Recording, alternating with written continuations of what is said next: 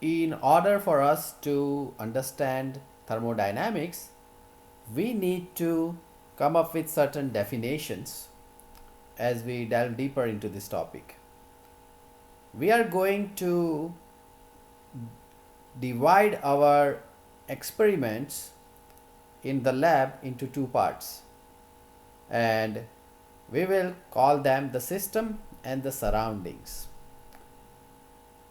Anytime when we say that thermodynamics is the study of energy, work, and heat, we are talking about the study of energy released or gained, or work done by the system or on the system, or heat gained by the system or lost by the system.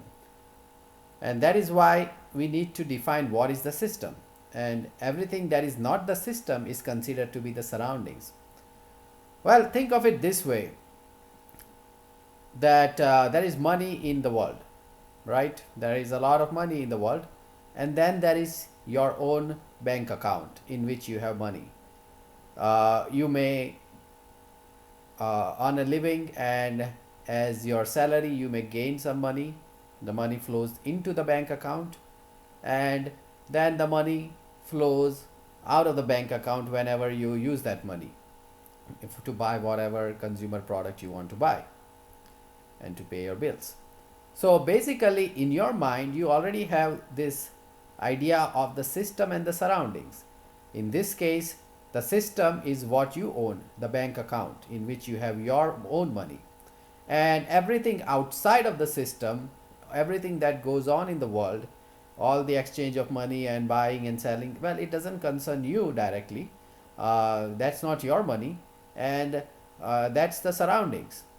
So you gain money or you lose money. When we say that we are saying that you are gaining the money in your system, your bank account, and you are losing it when you lose it to the surrounding, to outside sources, whatever they are.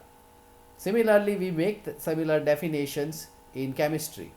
We whenever we do chemical reactions and we want to investigate the thermodynamics of those reactions, we divide our experiments into a system in which we are basically concentrating our attention.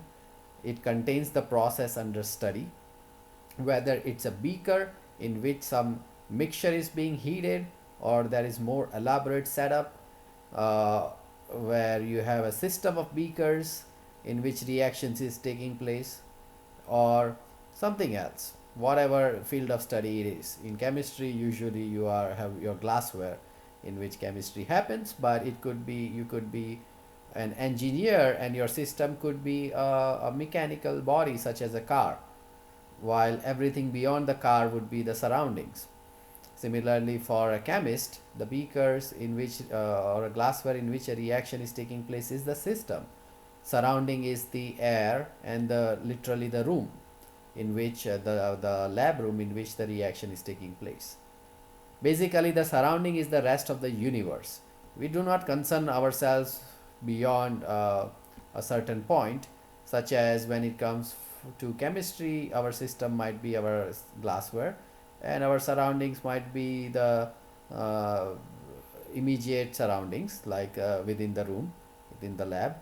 But if you are somebody who is studying astronomy, and as an astronomer, you are studying how much heat is absorbed by planet Earth during the daytime, and how much is it released during the night, or something of that sort. Well, in that case, your system is the planet, the entire planet, and the surrounding might as well be the entire solar system within which the sun is involved and the other planets are there. So, our definition of the system and surrounding depends on what we are studying and the magnitude of what we are studying.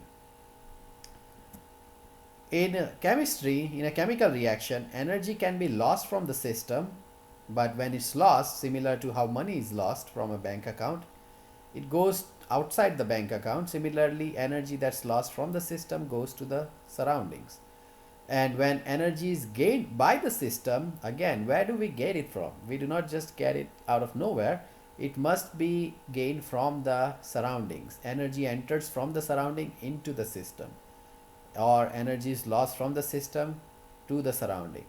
This energy that is usually gained or lost, creating an energy change, is usually in the form of heat. There are other forms as well, but it's usually in the form of heat, especially as it pertains to chemistry.